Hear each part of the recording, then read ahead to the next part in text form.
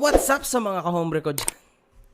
Magkago, what's up? Meron pa nga pala to. At syempre, mga kahombre ko, ang lupit ko talaga, man. Isipin nyo, 1 day, 2 uploads.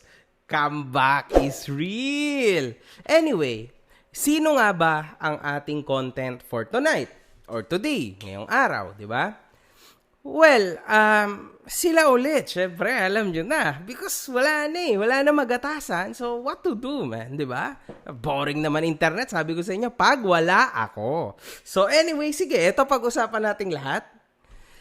Bilang ako po ay sumasang-ayon na sa love story ng 2024. Aminin man natin o sa hindi, ito na po talaga yung biggest, most famous, pinakamataas na network ng love team dito sa Pilipinas. Nagiging interesting na po ang kanilang tambalan. Suggestion ko lang sana kay Direk na next time sana pakiayos naman ang attire ni Boy Laplap. Tas sana maging mas interesting at controversial pa yung script. Halatang-halata pa kasi siya sa ngayon eh. Halatang puke peke. Kasi alam mo, ganito yan, tuturuan ko yung pinaka-director ha. Pagka nagpaulit-ulit kayo na puro laplapan lang, cringe na love story, hindi po yan mananawa ang tao, ha? Para sa inyong dalawa. Mananawa ang tao at para sa direct ng niyang niyang malupit na teleserye na yan. Baka dadaigin niya ng probinsyano sa Tagal, ha? Kasi para lang may mapatunayan kayo sa mga tao. Okay lang yan. Di ba? Butsa, para lang talagang papanindigan nyo kahit hindi talaga para malupit, di ba? Para talagang sampal sa mga tulad ko, di ba? Na hindi naniniwala dyan. God damn. So, ngayon, suggestion ko lang sa inyong dalawa at syempre sa direct, bigyan nyo ng konting kontrobersyal sa mga susunod nyong episodes. Kasi baka mamaya manawa ng totally yung mga tao. Okay? Minsan mag-away din kayo. Minsan magsundot din kayo ng mag-aaway, magbabate. O kaya yung mga travel vlogs. Total, mayaman na kayo. Diba? Madami na kayong pera. So, travel vlogs. Yan, mga ganyan. Pero wag yung laging laplapan ha. Pocha, minsan may mga mukbang din dapat. So, balik niyo yung mga ganong sistema, ha? Para maging okay kayo. At saka yung pala, ang patok ngayon yung nagmomotor. Yung magjowa nagmomotor, ayun, pwede din yun guys, ha? Gawin nyo yun. Maganda yun, suggestion ko. Anyway, ginaganapan po ito ng super famous in the whole world na si Boy Tapang at si Cherry White. Okay? Gusto kong ilahad sa inyong lahat ang love team ng taon. Chetae. Palakpakan ng mga putang inang yan. Yeah! Well, yan na po ang kanilang tambalan, if you agree. Chetae. Perfect yan, mga boss, pucha. Lupet, man. Love team Chetae. Chetae. Chetae. Chetae. Yes. Perfect, man. You made it. You've made it, guys. Nasa top na kayo ng chain. Pakiramdam ko, may maigagatas pa ako dito. So sige, patuloy natin to. Nakita natin sa latest episode nila na sila po ay nagkita sa Mactan Airport at literal na nagkalat sila. Okay, yun yung naging problema doon. Putang ina. Magaling yung entrada ng director nila doon. Doon kasi, ang ganda. Tas syempre, nagsimula ang lahat ng nasa pick up si Boy Laplap. Tas yung usual, yung alam niyo yung mga starter pack na mga packboy, yung flowers, chocolate, in this case, flowers lang. So, ngayon, nagkaroon siya ng flower pack na madalas natin mapanood sa mga telenovela, di ba, na ibibigay sa airport, tas babagal yung scene. Tangina, mag-i-slow. Yung mga ganong shit, di ba? Alam niyo na yan, tangina. Bibigay, so may dala si Jowa na flowers, luluhod, o kaya naman yayakap ng napakalakas, napakabilis. Putang na yun pala, libog lang. Pero yayakap, puta, solid man. Tapos, yun. Tatagal, putang ina. Parang yung mga slam dunk dati, no? Pagka nag-shoot, ang bagal, putang ina. 1 linggo bago mag-shoot, ang dami pang drama. Mga ganon. So, yun yung actingan nila doon. So, yun. Bali, ang lupit, man. Ang nangyari, Sobrang dramatic po nung nag-iiyakapan nila.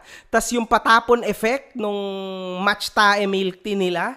Tas ayun nga, may lumapit na mga tao, isang tao para tulungan si Boy Laplap. Then, yeah! Heart. Tuloy ang yakapan at laplapan ng chair tae. Yay! Chair tae. Chair tae. Heart. Crazy, man. I like that. I like the vibe, man. Alam niyo na ngayon, pucha, parang na-enjoy ko na siya. And minsan naiisip ko, sayang. I think it's a mistake na gumawa ako ng mga video na stating na hindi ako masaya. Yung pala, masaya pala talaga ako para sa tropa natin. Masaya tayo, man. It's good. Ganda yan. Basta wala lang iyakan kasi ang pangit naman pag nag-iyakan agad kayo. Not now, man. Maybe later, but not now. Direk, wag muna iyakan ha. Masaya muna ha. Anyway, ang sweet nila talaga, grabe guys. Buong video, puros halikan eh. Sinadya po yun ng direct para masupalpal yung mga non-believer ng Love Team Chetae. Okay? So, yes. Anyway, ganun talaga.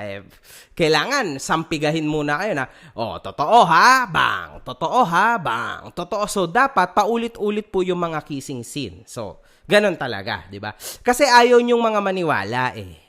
Yan tuloy, buong video laplapan lang ng laplapan.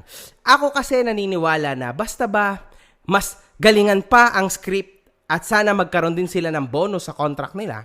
Kasi grabe, tindi ng effort din ni Ate Girl na talagang siya na mismo ang lumalaplap. Grabe, man, direct, dagdagan niya naman yan. Talent, puta.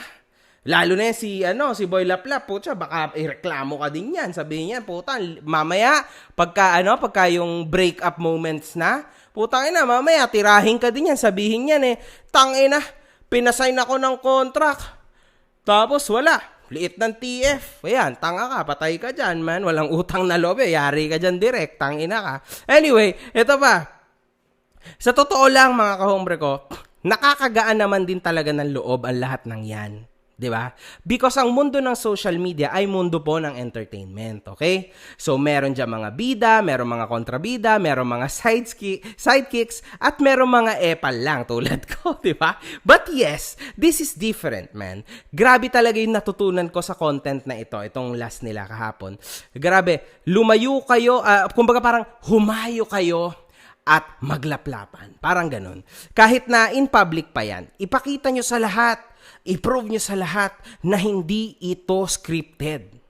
Konti na lang po talaga, magkakapalitan na sila ng veneers. Magkakapalitan na po sila ng tinga, magkakapalitan na po sila ng laway. Shit, Cherry. Laway. Tinga. Ngipin. Putang ina. Bibig sa bibig. Goddamn. May mga naaalala kasi akong ginawa ni Boy Tama. Pero sige, wag na. Change topic, man. Change topic. Lalo na yung sa baka. Yung ginanon niya. Change topic. Anyway, kaso, ang pangit nung ending, mga kahombre ko. Hindi ko nagustuhan yung ending mo direct. No good, man. Kasi lips to lips. Sabay shit, man. Biglang singit yung ads ni Boy Laps tungkol sa online casino. May hawak siya na cellphone, tas yung mukha niya. Anak naman ng puta. Yung tipong tinitigasan ka na, biglang lumabas yung mukha ni Boy Laplap. Bad trip ang puta. Come on, direct. Ano ka ba? Dinidisappoint mo kami. Wag, dapat tuloy laplapan. Ano ka ba naman? Ang laki pa nung pagbumukha niya, nandito yung mukha niya, halos buong siputa. Wala na. Yung tangina, sakit ng puson ko, mother. Ay nako. Ano ba ang pwede kong i-comment sa video na to? Ano natutunan natin? Ano ba ang kamangha-mangha sa powerful couple of the year na Chetae? Laplapan. Laplapan in public. Laplapan ulit.